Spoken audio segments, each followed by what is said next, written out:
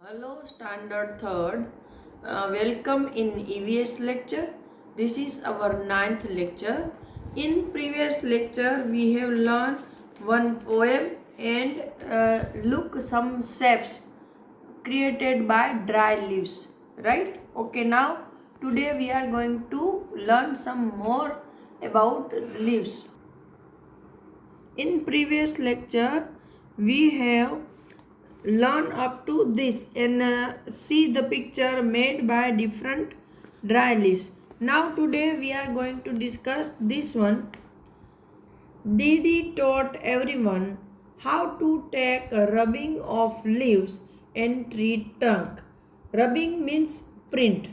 तो फिर दीदी ने क्या बोला कि भाई उनको सबको अलग अलग तरह के पत्ते और ट्री ट्रंक, मतलब ये देखो यहाँ पर ये जो ट्री का थर्ड जिसको गुजराती में बोलते हैं, इसको इंग्लिश में ट्री ट्रंक बोलते हैं। तो ये जो ट्री का ट्रंक है उसका प्रिंट, मतलब उसकी रबिंग देख कैसे निकालते हैं। All you have to do is, आप सबको ये करना है। तो सबसे पहले स्टेप क्या है? Take a paper and a crayon और कलर पेंसिल। एक पेपर लेना है और एक कलर पेंसिल या क्रेयॉन लेना है। Number 2, place the leaf on a table और on the ground. It should be placed in such a way that the side of the leaf with veins is on the top. Second क्या करना है? पहले तो भाई आपने paper और pencil या क्रेयॉन ले लिया, कलर, फिर एक जो कोई भी आपको एक पत्ता लेना है और उसको टेबल पर या ज़मीन पर रख देना है, लेकिन उसको ऐसे रखना है कि उसकी ये जो वेन्स है वो कहाँ पर होनी चाहिए? तो कि हमारी साइड ऊपर की तरफ होनी चाहिए, ज़मीन की ओर नहीं। Number 3, place a paper on the leaf. फिर इस लीफ पर आपको वो वाला पेपर रख देना है।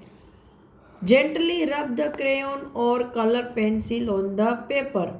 फिर उस पेपर पर आप धीरे धीरे पेंसिल, कलर पेंसिल या क्रेयॉन को ऐसे स्क्रिबलिंग करनी है, रब करना है।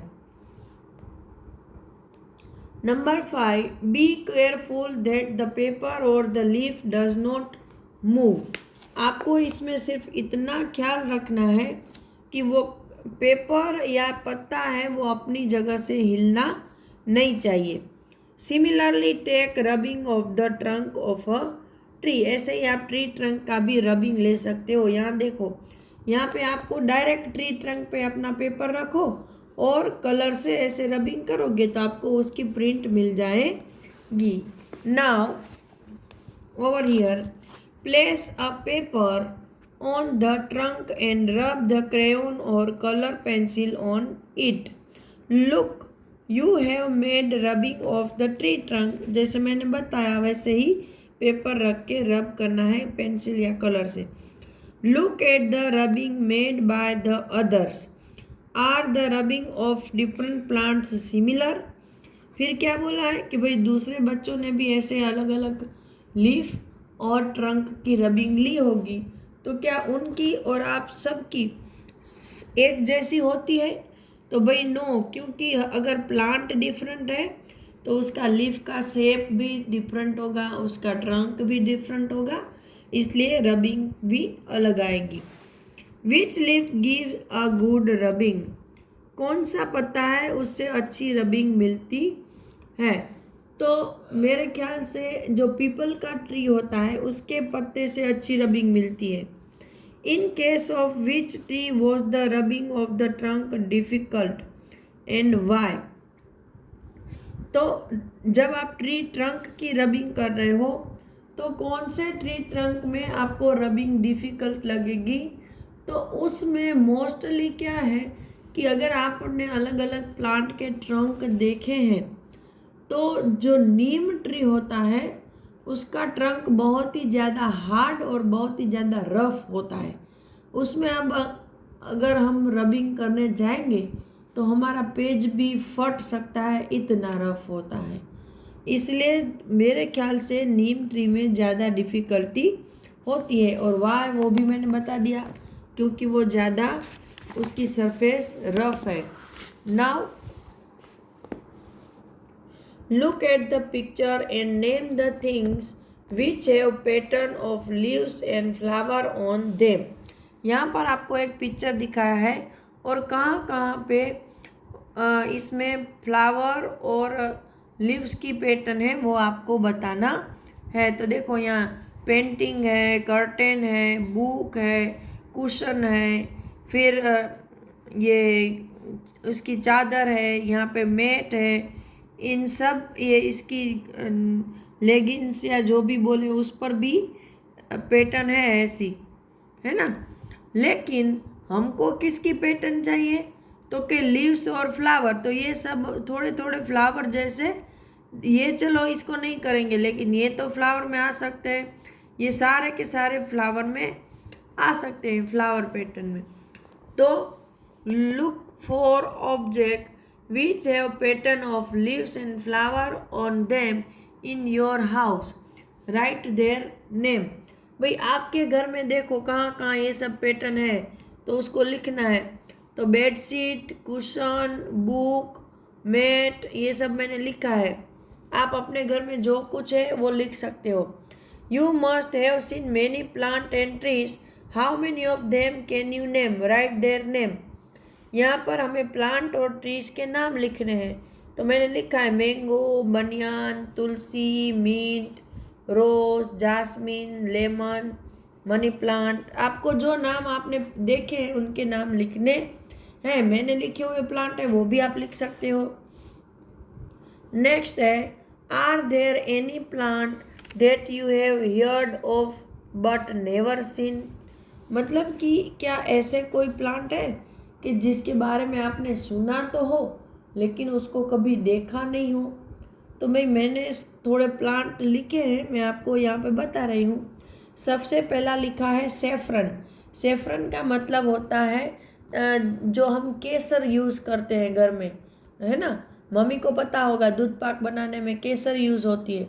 तो सेफ्रन के बारे में हमने सुना है लेकिन उसका पेड़ नहीं देखा है। उसका छोटा प्लांट ग्रो होता होगा जो कि कश्मीर और वहाँ होता है, वो नहीं देखा। फिर एप्पल, एप्पल तो हम खाते भी हैं लेकिन उसका प्लांट नहीं देखा है, रेयरली किसी ने देखा होगा। नेक्स्ट है आलमंड। आलमंड मतलब बादाम, वो भी हम खाते हैं लेकिन पेड़ नहीं देखा। केजू, केजू नट मतलब काजू, काजू भी हम खाते हैं लेकिन प्लांट नहीं देखा है। ओक, ओक है one type of would giving tree है, वो भी हमने नहीं देखा। फिर पिक्चर प्लांट, आपको शायद पढ़ने में आया हो या नहीं मुझे याद नहीं है, लेकिन कुछ प्लांट ऐसे होते हैं जो कि इंसेक्ट को मार कर खाते हैं, है ना। ज़मीन से अपना खाना नहीं बनाते, दूसरे जीवों को मार कर खाते हैं जो कि मांसाहारी है।